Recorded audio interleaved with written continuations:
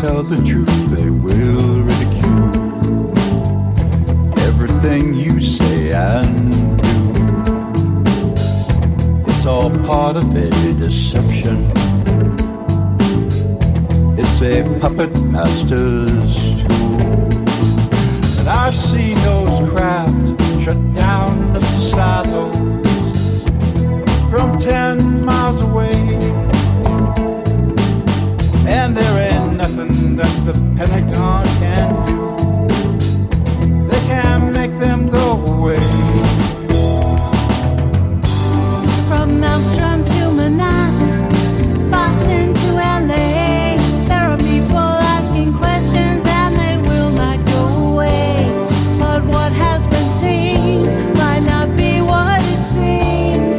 The government's shadows dance in the sea.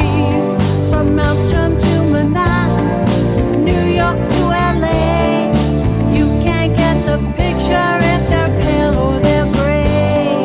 But what we have seen might not be what it seems when the government. You can advertise your business on Night Dreams Talk Radio, and you will be heard worldwide. Why not contact us at nightdreamstalkradio@gmail.com. Night Dreams Talk Radio Network brings you the World Paranormal News with James Creechbaum. Now, the latest news. This is Night Dreams Talk Radio Network News. I'm James Creechbaum. Chemtrails, conspiracy theory. Do authorities conduct secret experiments? The chemtrail conspiracy theory has been around paranormal circles for a while, and many may wonder what it really is. The white trail that is left by many airplanes is nothing out of the ordinary and is a sight that many have witnessed at least once in their lives. While there hasn't been substantial proof to validate the theory, there are examples that the government may conduct such experiments. One notorious example is the Tuskegee syphilis experiment. Now, there are many people who claim that there may be activities taking place in where the common man may be an experimental mouse without even knowing that they're being part of it.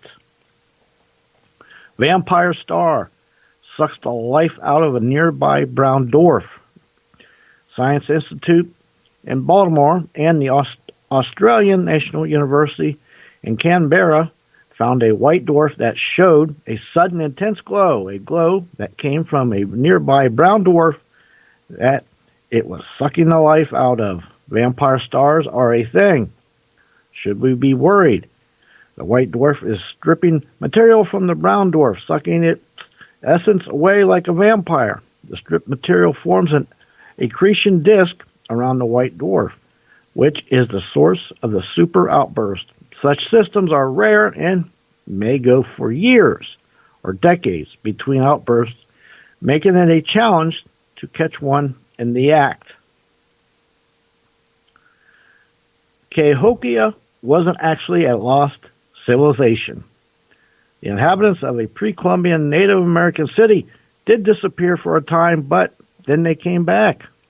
A vast city which was once home to Mississippian indigenous culture has long been surrounded in mystery and intrigue due to its inhabitants' disappearance in the mid-1300s.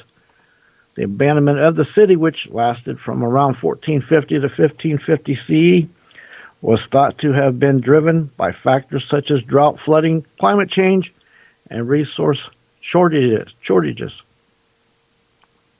Russia, mysterious UFO-like clouds appear in the sky above a Russian city.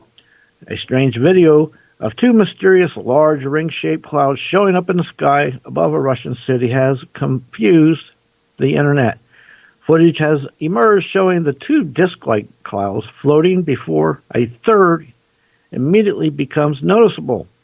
A plane flying toward the sky rings is seen towards the end of the video and pierces the first circle. A fourth ring emerges shortly afterwards, local media reported. The occurrences was filmed by numerous local residents. The human brain cannot make up faces in your dreams. Paranormal experts say that the unfamiliar faces you see in your dreams are the faces of ghosts that watch you in your sleep.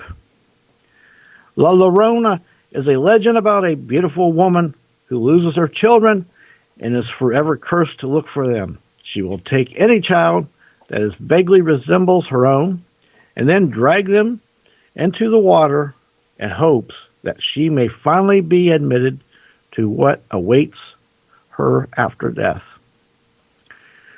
If you are walking alone and you feel someone is behind you, there is chances that a ghost is following or looking at you. Experts say that a human being can feel the presence of ghosts. The time, 2 a.m. to 3 a.m., is a mysterious time. This hour is most influenced by spirits and the supernatural. Human body is the weakest between 2 a.m. and 3 a.m., and 99% of the natural deaths occur in this hour. Sometimes you laugh, talk, and cry in sleep. It's often a spirit sitting in a room beside your bed. Willows Weep, the most evil place in North America. This house was built in the late 1800s and is in the shape of an upside-down cross. According to paranormal experts, this house was built to attract evil spirits. Next news break, tomorrow's show. Night Dreams Talk Radio, After Dark, wants to give a big shout out to all the truckers that listen to our show.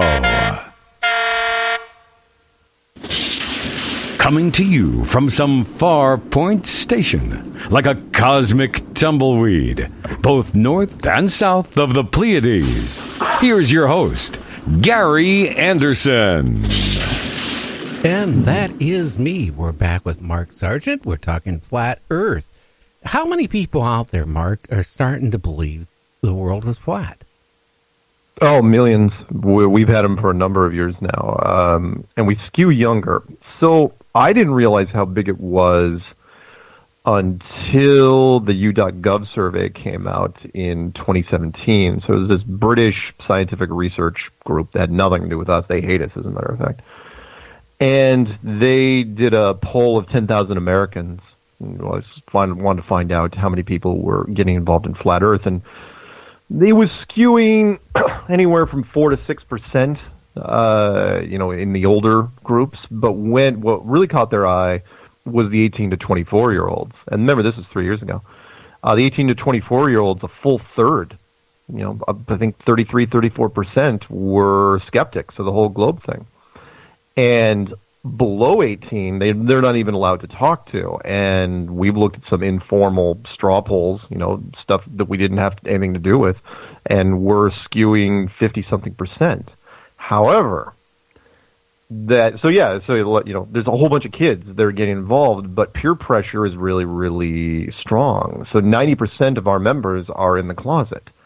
So it's this weird paradox. There's a lot of people out there that are in it, but the ones that will admit it publicly aren't as much as they could be, because they're mostly afraid of coworkers. I mean, sometimes friends and family, but mostly coworkers. But I've talked to some heavy hitters out there, and it's amazing. I mean, it's the big reason why it's resonating as well as it is because it's now easier to explain than the globe, the solar system model. It's way easier. The snow globe model is way easier to explain, because the solar system model needs a whole bunch of math that you and I and everybody else never studied, which would geometry and trigonometry and calculus and quantum mechanics and stuff like that. Whereas the planetarium Truman show snow globe building needs almost nothing. Some basic algebra, maybe a little bit of geometry, but that's about it. And so, yeah, we're huge. I mean, the amount of stuff we've done. I mean, last year we did conferences in Dallas, Canada. I did one in Stockholm, UK, New Zealand. Did a commercial in Australia. and we made the cover of Newsweek, Popular Science, and Skeptic, and just about every other group has talked to us. National Geographic hates us. But yeah, we're huge. We're monstrous right now.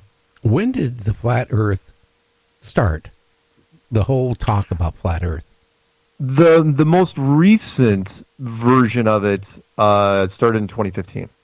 It was it started a little bit in 2014. Before that, it was like the old school. So if you treat it like software, Flat Earth 2.0 started in 2015.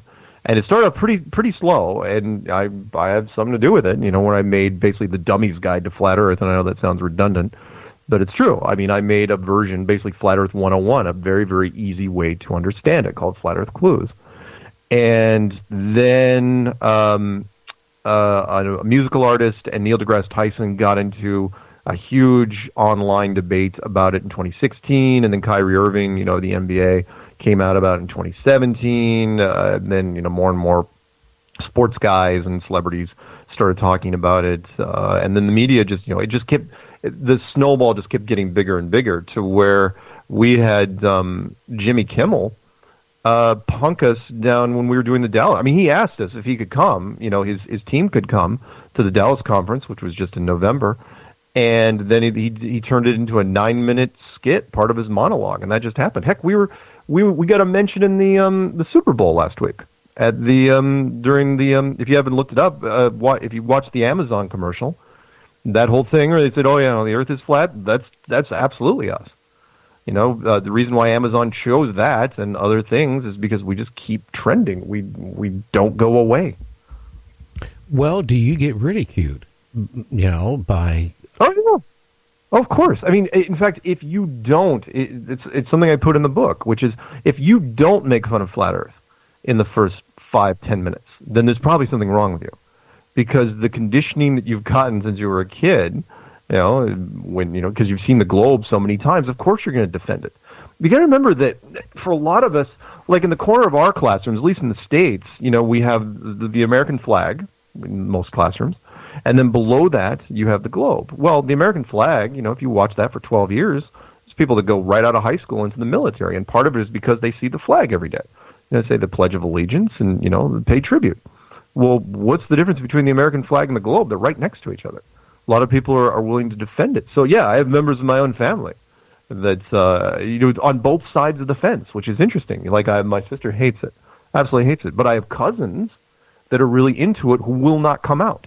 It's like, yeah, I'm not going to be going to the meetups, and I'm not going to be doing anything because they're afraid of what might happen at work. So yeah, I don't mind though. And when people come at me and say, why don't you get mad? When people come at you and yell and scream and stuff, I say, why would I get mad? I used to be them. Not back in 2015, I was them. I was the one. Seriously, I looked at Flat Earth and said, this is the stupidest thing I've ever heard. Everybody knows Flat Earth is ridiculous. But that's just it. You don't know why it's ridiculous. You just know it's ridiculous. It's just burned into your head.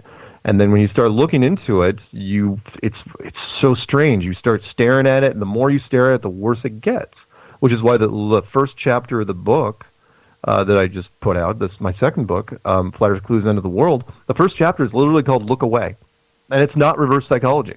It is like, look, if you like your life the way it is, if you wake up and everything is awesome, thumbs up, go team, then don't even bother. Don't even bother looking at it because it is a rabbit hole that you don't come back from it. It's the red pill, blue pill thing. Once you go into it, because you're the one that you're the one that had to convince yourself. I'm not here to convince you or persuade you. You convinced yourself. That's how most of the members, the T-shirt reads, I'm sorry, I'm rambling. The T-shirt reads literally, I became a flat earther because I tried to disprove it. And nobody loves it. They'll hate it. But when you stare at something long enough, it's like, oh man, it can't be. I almost broke a keyboard back in 2015. So interesting. So we're in a big box. Our whole civilization. Yeah. And it tells me that something had to create that box and put us in it. That is the big overarching question, which is if and